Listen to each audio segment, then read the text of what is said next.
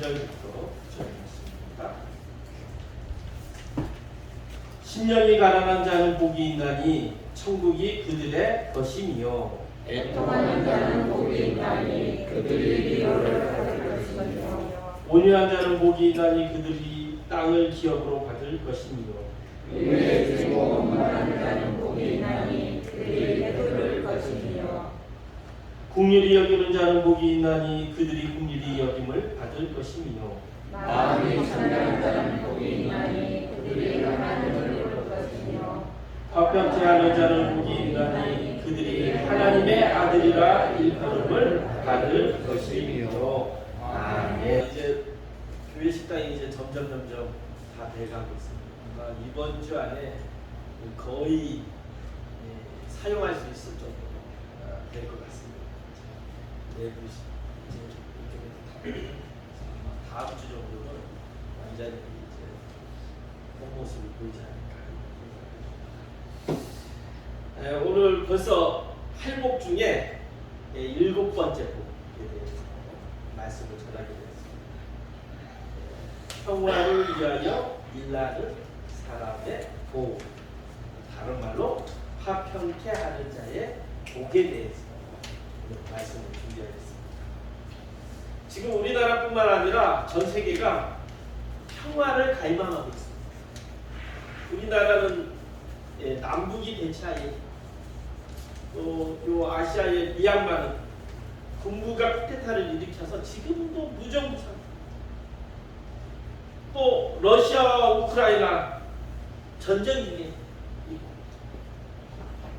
그리고 뉴스에는 잘 나오진 않지만 지금 중남미의 나라들이 지금 무정부 상태, 반군과 정부가 싸우고 있습니다. 또 아프리카의 나라들도 전쟁으로 수백만 시민들이 죽어가고 있습니다. 우리가 정말로 이 평화의 왕으로 오신 예수님, 그 예수님께 기도해야 될 그 이유가 여기에 있습니다. 여러분, 각 나라의 인사말을 보면 그 나라의 상황을 알 수 있다는 걸 여러분 아십니까? 그 나라의 인사를 들으면요, 그 나라의 상황이 이렇구나 알 수 있어요. 자, 우리나라 과거 인사는 어떤 인사였습니까? 지금의 인사보다 과거에 식사하셨습니까? 왜 그렇게 했을까요? 과거에 식사를 못한 사람이 많았기 때문에. 그러니까 그 인사가 어찌 보면 그 상황을 얘기하는 거예요. 그래서 한 20년 전까지만 해도 우리나라의 대부분의 인사는 식사하셨습니다. 진지 드셨습니다. 그런데 요즘에는 이런 인사 잘 안 하죠. 야, 어떻게 합니까? 안녕하세요. 안녕하십니까? 요즘에는 이제 사람들이 건강, 사업, 자녀 교육 이런 것들이 안녕하냐, 거기에 관심이 있다. 여러분, 우리 영어로 굿모닝, 굿 애프터눈, 굿 이브닝, 그리고 어느 나라에서 보여요? 정확히 말하면 영국에서 봤어요. 여러분, 영국의 날씨가 얼마나 변덕스러운지 아세요? 영국이 정말 변덕스러워요. 그래서 영국의 신사하면 뭐 갖고 다닌다? 우산. 날씨가 너무 변덕스러우니까 아침, 점심, 저녁 달라요. 그래서 인사도 아침 인사, 점심 인사, 저녁 인사. 아침, 점심, 저녁 인사 또 있는 나라 있죠. 가까운 이웃. 일본. 일본도 일본에 사신 분 잘 아시겠지만 얼마나 변덕스러울까. 변덕스러울 정도가 아니라 뭐 지진도 일어나고, 남태평양에서 부는 바람 때문에 뜨거운 바람과 찬 바람이 만나서 이번에도 보니까 한 마을이 침수, 완전 30% 넘게 침수가 돼요. 노인들이 사는 마을.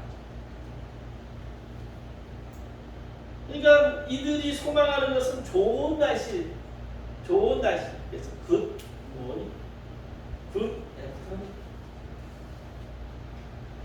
또 중동의 나라들과 이스라엘의 인사는 뭔지 아세요?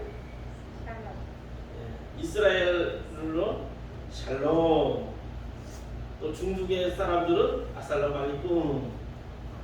같은 말이에요. 샬롬이라는 뜻이. 이 평화의 뜻이에요. 그러면 이 나라들은 관심이 어디에 있다? 평화지만 그러니까 뭐 하고 있는 나라들이다? 전쟁의 나라들이다. 이 나라가 평화를 살아가는 것이 아니라 얼마나 전쟁이 많았으면 그냥 인사 때마다 평화. 매일 전쟁이 끊이지 않는 나라가 이 중동의 나라. 오늘 이 시간 9절의 말씀. 화평케 하는 자는 복이 있나니 그들이 하나님의 아들이라 일컬음을 받을 것이며. 이 말씀을 통해서 화평케 하는 자의 복을 깊이 깨닫고 우리 모두 하나님의 아들로 인정받는 우리들이 되길 바랍니다. 먼저는 첫 번째, 세상의 평화를 믿지 마시다라고 제가 제목했어요. 세상의 평화와 주님의 평화는 다르다는 거예요. 오늘 말씀에서 화평이라는 단어는 헬라어로 에이레네, 정확한 뜻은 전쟁에서 승리하고 나서 평화로운 상태. 전쟁을 통해 사람들 적군을 죽이고 나서 승리하고 난 후에 평화로운 상태가 평화예요. 이것이 화평이라.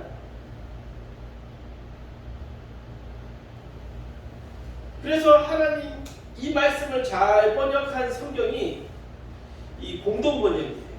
공동번역에서는 어떻게 하고 있냐면 평화를 위하여 일하는 사람은 행복하다. 그들은 하나님의 아들이 될 것이다. 화평케 하는 자는 복이 있나니.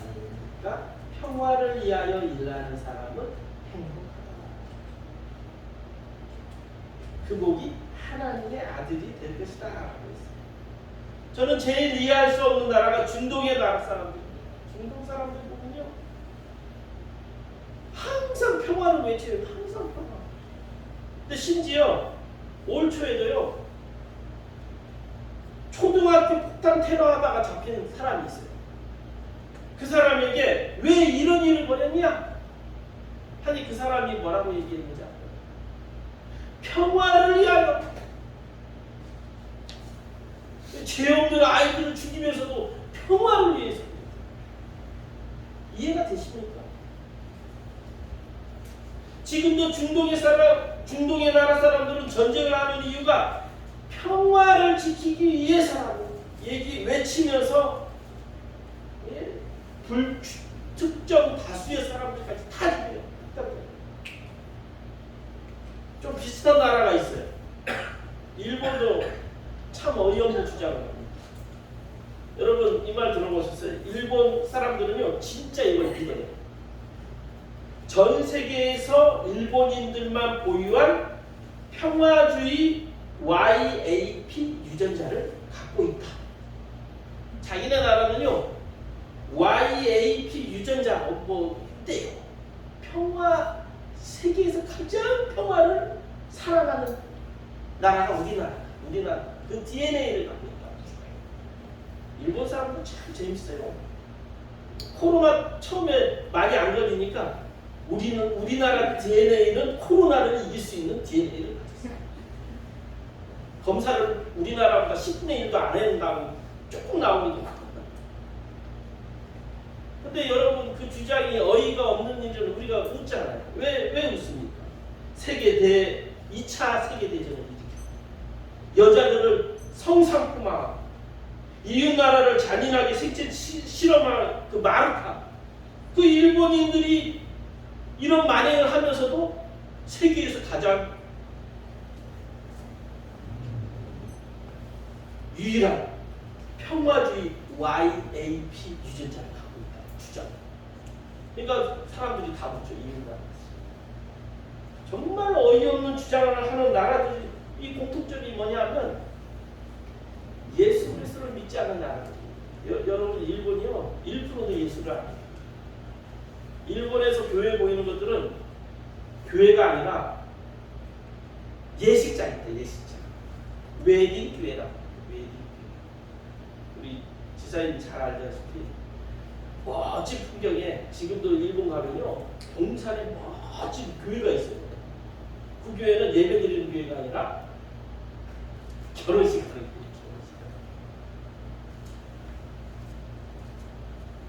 예수 믿지 않는 사람들이 주장하는 평화는 어떤 평화냐 하면 정확히 말하면 직접적으로 제가 자신들을 위한 평화입니다.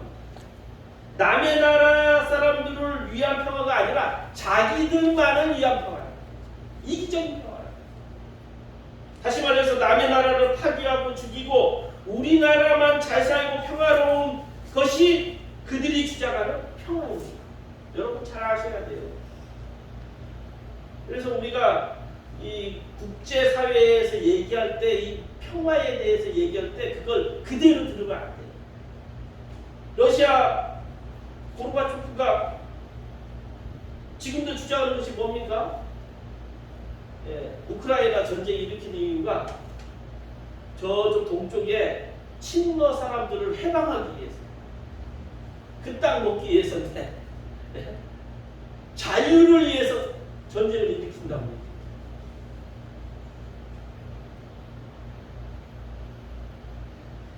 그러니까 남의 나라의 죄 없는 학생들을 테러하고 죽이면서도 그들은 평화를 위해서 싸운다고 주장하고 또 이양부 할머니들에게 한 행위들을 용서를 안 하잖아요. 돈 줬으니까 됐지 않았나? 이렇게 지금도 얘기하잖아요. 이번에 일본 아베 전 총리가 피살되어서 동전 여론으로 인해서 아베가 소속한 당 자유민주당이 과반을 넘어버렸습니다. 그러면서 76년 만에 아베가 평화헌법을 개정하려고 했는데 못한 것은 이번에 한다고 합니다. 평화헌법을 개정한다. 여러분 일본이 말하는 평화헌법을 어떻게 평화롭게 개정을 하는 건지 아세요? 그 주 내용이?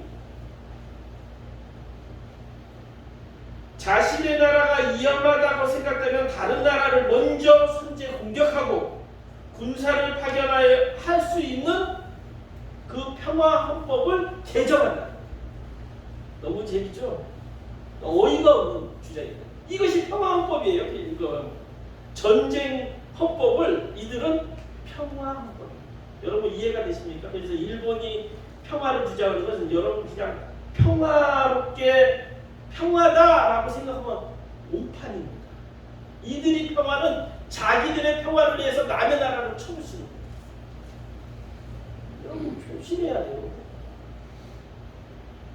지금 막 참 겁나는 이유가 뭐냐면 정치 얘기 안 하려고 하는데 지금 이 정권이 일본의 평화헌법을 박수치고 있어요. 그러면 어떻게 되냐면 우리나라까지 군대에 들어올 수 있어요. 일본에. 그런 역사적 이유가 있죠. 옛날에 우리나라가 어떻게 됐습니까? 일제 말기에 일본이 들어와가지고 궁궐에 깡패를 해가지고 민씨를 죽이기까지 했어요. 우리나라는 정권을 장악해버렸어요. 우리나라를 지킨다고 하면서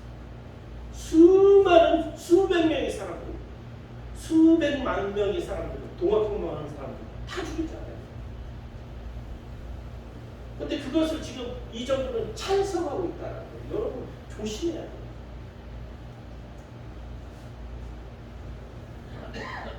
친일파 조심해야 됩니다. 진짜 위험한 것이 친일파예요. 다시 그런 일이 일어나지 않으리라는 생각은 오판입니다. 예수를 믿지 않는 나라들, 중동이나 일본이 생각하는 평화는 오직 자신만을 위한 이기적인 평화입니다. 이 사탄도 평화를 강조해요. 평화의 인사를 합니다. 세상의 평화는 우리가 생각하는 평화가 아니기 때문에 여러분 믿지 마시기 바랍니다.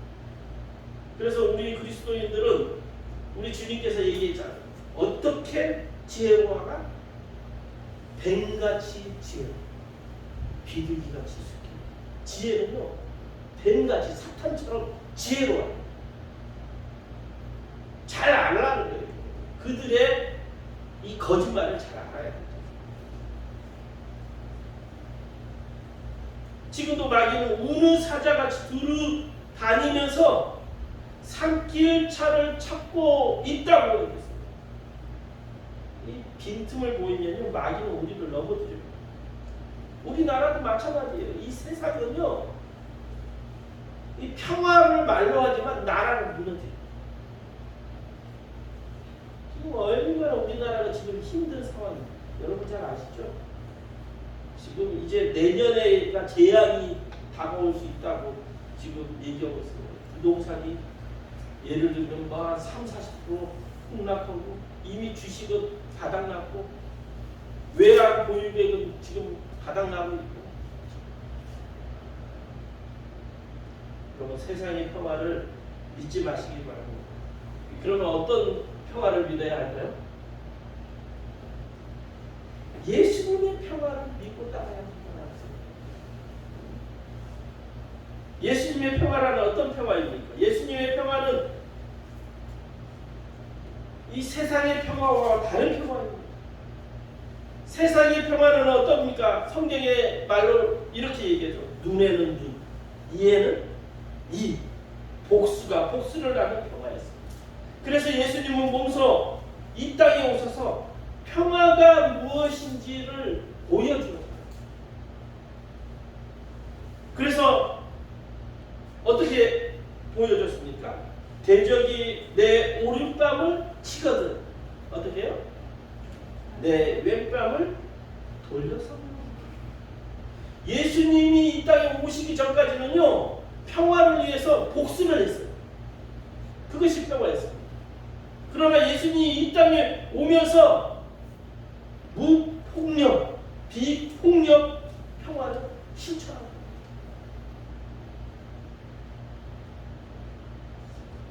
가장 어리석은 말이 평화를 지키기 위해서 싸운다.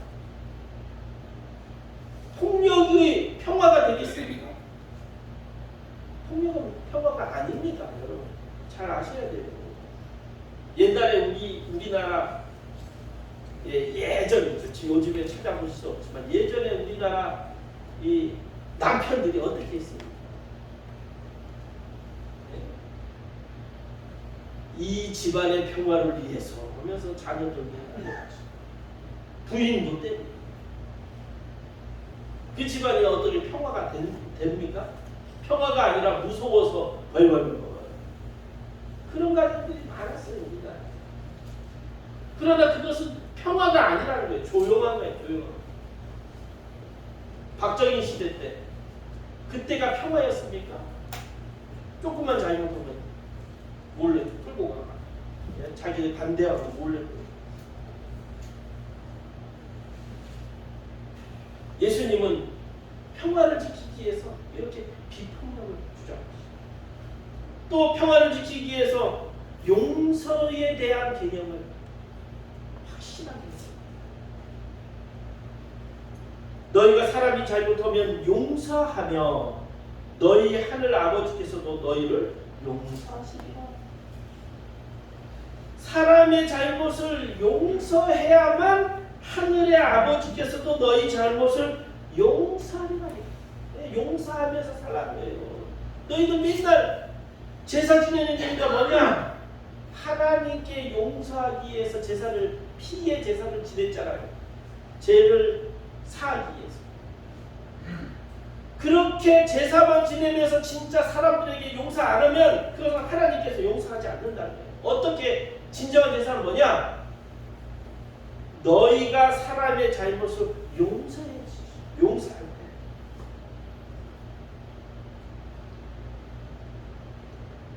베드로는 예수님이 용서하라 하니까 그럼 몇 번이나 용서해야 됩니까? 저 어렸을 때요, 우리 부모님이 그런 얘기를 가끔씩 했어요. 제가 장난을 너무 잘 치니까 한 번 용서한다, 3번 하면 그때는 맞는다, 2번까지 장난치다가 3번 하면 무서워. 잠깐 잊어버려가지고 또 장난치다가 맞은 적이 있어요. 근데 우리 예수님은 어떻게 해요? 얼마나? 7번의 잃은 것까지. 다시 말하면 끝까지 용서하는 거예요. 우리는 1만 달란트 빚진 자의 마음으로 용서해야 된다는 거예요. 그래서 마태복음 18장 35절에는 너희가 각각 마음으로 형제를 용서하지 아니하면 나의 하늘 아버지께서도 너희에게 이같이 용서하지 않으리라. 평화를 위해서는 비폭력을 실천하고 죄인들을 용서할 때 진정한 평화가 온다. 성경을 보면 구약과 신약으로 나누는 많은 차이가 있습니다. 성경에 보면요, 구약과 신약 진짜 차이 많이 나요. 예수님이 오시기 전에 구약과 예수님이 오신 후에 신약은 너무 많이 차이가 납니다. 특히 어떤 차이가 있냐면 평화의 차이도 완전히 나가요. 아까 말한 이기적인 평화는 구약의 평화도 그 평화예요. 이 샬롬이라는 것이 이스라엘의 샬롬도 마찬가지예요. 적군을 완전히 멸하여서 평화로운 상태. 그 상태가 샬롬이에요. 구약의 샬롬. 그래서 여러분 구약에 보면 어떻게 했죠? 이스라엘 민족이 가나안 땅을 정복하면서 어떻게 했죠? 끔찍하고 잔인하게 사람들을 말살시키잖아요. 그러면서 어떻게 합니까? 평화를 위하여. 예수님 시대로 오면서 어떻게 됩니까? 그 죄인들을 어떻게 해요? 자신이 십자가 못 박혀 죽지 않습니다. 비픈 거예요. 어린 양의 제사할 때 아무 저항도 없이 비폭력으로 묵묵히 나가서 자신을 희생합니다. 그럼 완전 평화가 다른 거예요. 율법의 말씀도 마찬가지예요. 신구약의 말씀은 똑같은데 해석이 완전히 다르요. 그래서 바리새인과 사두개인이 예수님과 많은 대화를 나누면서 언쟁을 한 이유가 어떤 겁니까? 율법 해석에 있어요. 완전히 달라요. 구약과 신약의 차이점은 예수님은 평화와 사랑의 중심에서 율법을 했습니다. 용서가 되는 거예요. 그 율법이 조금 잘못돼요.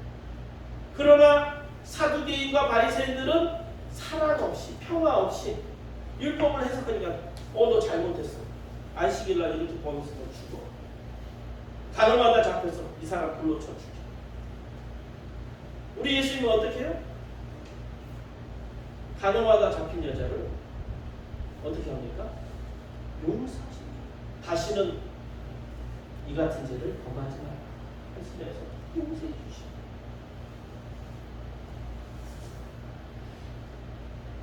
그래서 예수님 당시 유대인들은 예수님을 배척했던 이유도 자신의 율법의 방식과 맞지 않았기 때문입니다. 그래서 그들이 원했던 메시아는 어떤 메시아였습니까? 세상의 메시아랑 비슷했어요. 전쟁을 통해서 로마 지배에 있기 때문에 로마를 깨부시고 평화의 왕을 기다려요. 그러나 주님은 어떻게 해요? 감난산을 넘으면서 뭘 타고 오셨습니까? 금마 타고 온 것이 아니라 어린 날 겸손해요. 십자가에 죽는 자기 희생의 왕 이거 완전히 다른 메시아관이 같았어요. 그래서 유대인들은 지금도 그리스도가 오실 것을 믿고 있습니다. 예수 그리스도를 안 믿어. 왜? 겸손의 왕, 평화의 왕. 자기들이 생각하는 평화의 왕이 아니에요. 이 세상을 깨부술 수 있는, 이 세상을 지배하는 무서운 왕으로 오시는 것이 그들이 생각하는 메시아 왕. 그러니까 지금도 그 메시아를 기다리고 있어요. 그러니까 열매가 뭡니까? 맨날 싹잖아요. 이스라엘 안에서 이번에도 작년인가요? 여러분 보셨죠? 와, 그냥 가자 기구에서 그냥 폭탄 수천 개가 그냥 텔아비브라는 도시를 그냥 비같이 쏟아지고 또 텔아비브에서 또 폭탄 막 방어한 다음 그 다음 어떻게 해요? 다시 가자지구 사람들 수십만 명 죽었잖아요. 그런데 이 사람들의 주장은 똑같습니다. 뭐를 위해서? 평화를 위해서. 그러니까 계속 이 전쟁은 멈추지가 않는 거예요. 저는 예수님을 믿는 것이 너무너무 좋습니다. 왜냐하면 2000년 전에 예수님이 이 세상에 오지 않았다면 어떤 세상이 됐을까? 똑같은 세상이에요.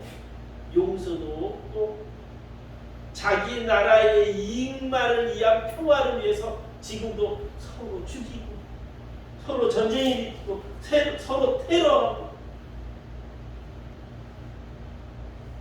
그리고 아마 지금의 나라의 왕들은 어떤 왕이냐? 지금 공산당의 왕들이랑 비슷한 거예요. 지금 중국에서 은행이 돈을 안 주니까 그냥 막 데모하니까 어떻게 하는지 알아요? 피해자는 누굽니까? 은행입니까? 거의 시민들입니다. 시민들이에요. 시민들이 적금했는데 돈 안 주니까 그냥 데모하는 거예요. 그러니까 시끄럽다고 하면서 사법 경찰들이 가가지고 수천 명을 다 때려잡았어요. 박정희 시대랑 똑같아요. 전두환 박정희 시대. 자기들의 정권만 유지하는 것이 자기들의 국민이에요. 여러분 잘 생각해야 돼요. 정부가 이 대통령이나 국회의원이 국민을 위해서 한다 하면 그 국민이 모든 국민이 아니에요. 자기 편에. 여러분 조심해요. 그걸 다 들으면 왜? 그들은 하나님을 섬기는 자들이 아니기 때문에 이 생각 자체가 그럴 수밖에 없는 거예요.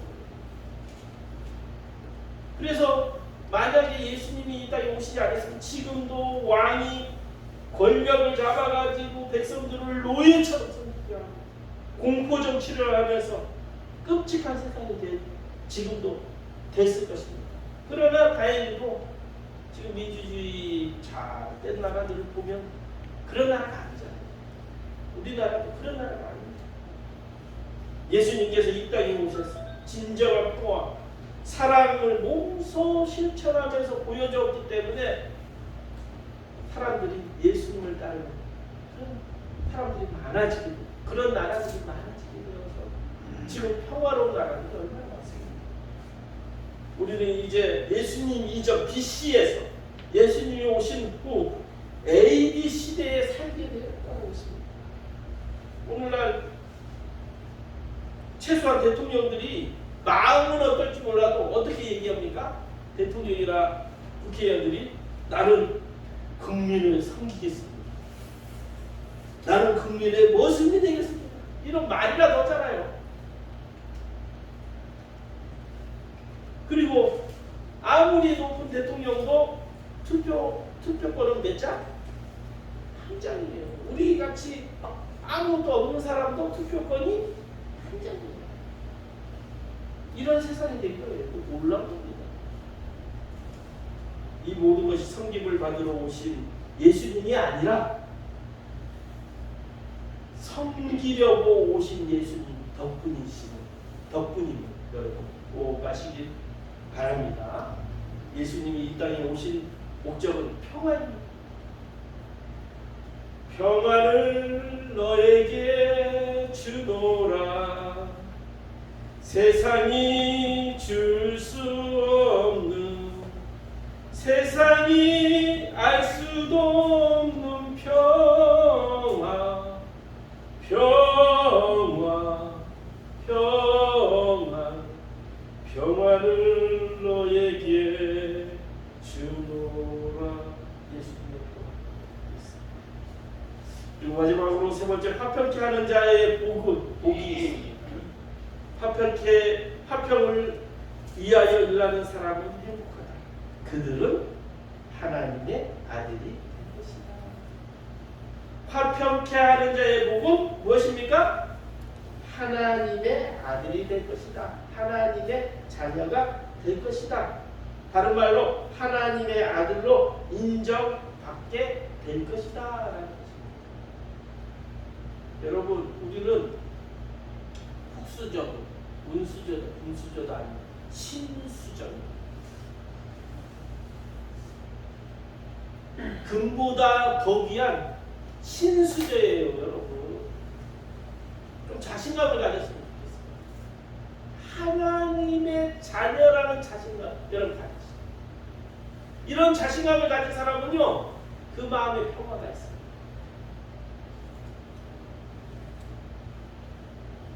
오늘 412장 찬양에 내가 주야로 주님과 함께 있어 내 영혼이 편히 쉬네.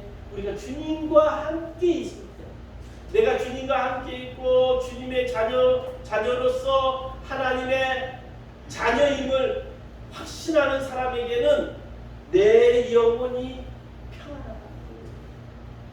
여러분, 평안을 누리시기 바랍니다. 원래 하나님의 아들은 예수님 한 분뿐입니다. 그러나 요즘에 우리 보는 성경에 보면 하나님과 나는 하나입니다. 나와 함께한 우리 제자들도 하나이게 해주십시오라고 기도합니다. 하나님. 그래서 우리가 예수 그리스도의 능력으로 우리가 하나님의 자녀가 된 것입니다. 구약에서는 하나님 아버지라고 부르지 못했어요. 여러분 아세요? 예수님이 신성 모독 당한 이유가 예수님께서 하나님을 아버지라 불렀기 때문에 신성 모독이 된 거예요. 그러나 예수님이 이 땅에 오셔서 우리를 위하여 십자가에 못 박히시고 부활 승천하신 후에 우리가 이제는 하나님의 자녀가 된 것입니다. 예, 우리가 신수저입니다.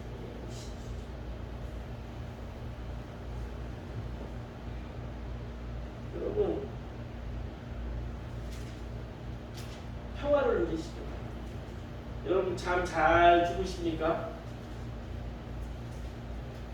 잠 못 자요. 평화를 잘 못 누리는 거예요. 근데 여러분 잘 자시는 분들은 일단은 평화로운 자예요. 여러분 돈이 많다고 잠 잘 잘 수 있을까요? 안 그래요. 안 그래요. 돈 많은 사람 부자들도 잠 못 자요. 예전에 제가 얘기했었죠. 서울 강남에 가면요 진짜 부자들 사는 동네가 있어요. 그 사람들은 아파트에 안 살아요. 빌라에 살아요. 빌라. 우리가 생각하는 이런 빌라가 아니라 거기는 두세 가족만 모여가지고 150평. 빌라가 보통 150평이고요. 그러면 거기에 카메라가 수십 개가 달려있어요. 경비원이, 사법경찰들이, 경찰 같은 경비원들이 그쪽을 지나가면 다 조사해요. 서울 촛불해관 주변의 빌라촌에 한번 가보십시오. 내 말이 거짓말인지 저 서울 횃불해관 빌라촌에 가서 진짜 사람들 얼마나 돈이 많으니까 이렇게 잠도 못 자. 그리고 그 사람들은요 심지어 경호원까지 붙어 다녀요. 왜요? 혼자 다니면 어떻게 될까? 여러분 혼자 다니면서 불안하십니까? 불안 안 하죠. 우리가 평화가 있는 거예요. 우리가 여러분 돈 많은 거 부러워하지 마세요. 잠 못 자고 돈 많은 거 잠 못 자고 외국 여행도 더 못해요. 여러분 왜냐하면 돈 많은 사람들요 자녀들 납치해 가볼 수 있으니까 네? 자유여행도 못해. 자유여행.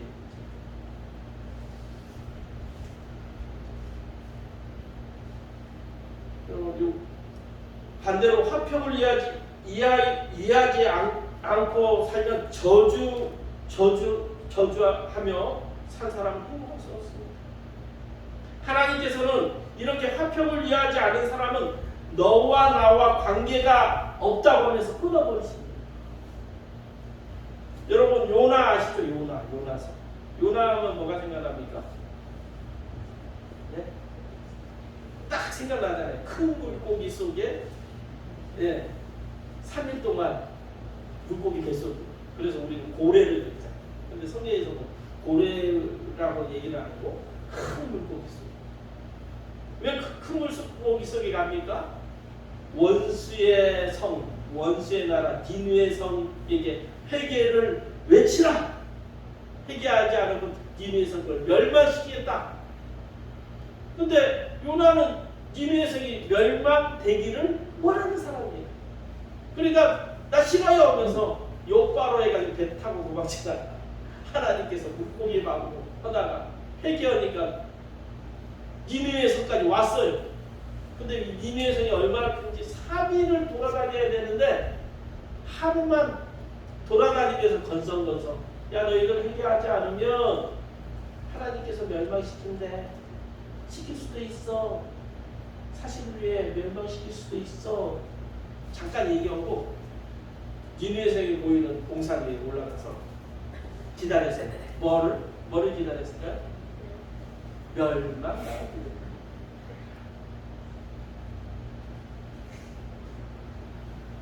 요나의 행동을 본 우리 하나님께서 어떻게 했습니까? 정말 화가 나십니다. 근데 요나가 보니까 40일이 다 갔는데도 멸망이 안 돼. 나중에 보니까 왕부터 동물까지 회개했대. 그런데 엎친데 덮친 덕으로 그 박넝쿨이 시원하게 했던 박넝쿨이 죽어버리는 거예요. 그러니까 그냥 요나가 화가 나가지고 그냥 맞상용을 한 거예요. 그가 대답하여 내가 성내어 죽기까지 할지라도 오르니이다. 하나님 말씀 필요 없습니다. 내 말이 옳습니다. 그러니까 여호와께서 10절 11절 이렇게 얘기합니다. 내가 수고도 아니하고 재배도 하지 아니하고 하룻밤에 났다가 하룻밤에 말라버린 박랑쿨을 아꼈거든. 하물며 이 큰 성읍 니느웨는 좌우를 분별하지 못하는 자가 12만 명이요 가축도 많이 있나니 내가 어찌 아끼지 아니하겠느냐 하시니라. 여러분 요나의 끝맺음이 바로 이거예요. 끝이에요. 그 다음 없어요. 끝맺음이 없이 끝을 맺는 말씀이 요나서입니다. 성경에 유일해요. 아이고 하나님 제가 잘못했습니다. 회개하겠습니다. 이런 말도 없어요. 이거 하나님께서 그 다음 요나랑 단절을 끊어버렸어요. 근데 여러분 우리가 하나님의 자녀로 평화를 위해서 살아야 됩니다. 하나님께서 평화를 위해 사는 자는 하나님의 자녀라 인정해 주셨습니다.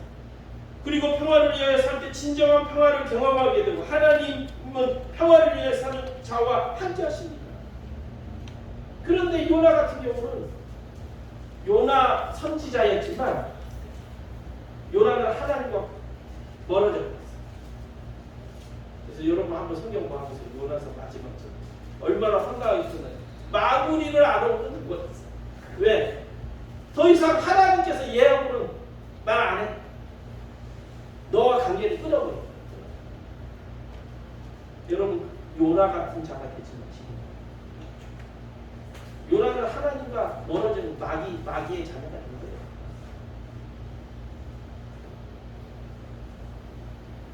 우리 교회도 여러분 평화의 교회를 여러분이 만드세요. 여러분이 평화를 만들어요. 가정에서도 여러분이 평화를 만들어요. 교회에서도 여러분이 평화를 만들어요. 여러분의 학교, 여러분이 다니는 직장에서 평화를 만드는 것이 하나님의 자녀가 해야 할 도리입니다. 여러분 꼭 믿으시길 바랍니다. 이제 문제를 풀어보겠습니다. 예수를 믿지 않는 나라의 평화는 오직 자신들만을 위한 평화입니다. 2번 예수님은 이 땅에 오셔서 진정한 평화와 사랑을 몸소 보여주었습니다. 하나님께서는 평화를 위하여 일하는 자들을 당신의 아들로 인정해 주셨습니다. 기도하겠습니다.